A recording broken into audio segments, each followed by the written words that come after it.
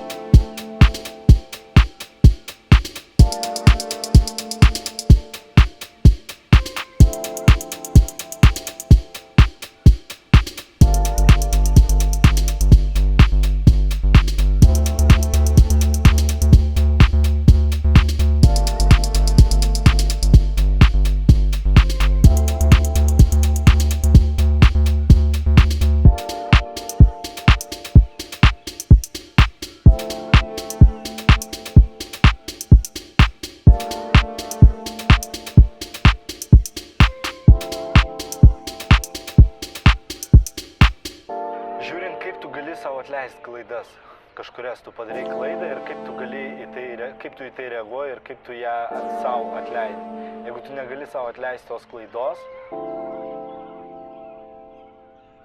tai yra jau perfekcionizmas, tai yra yda, tai nėra geras dalykas.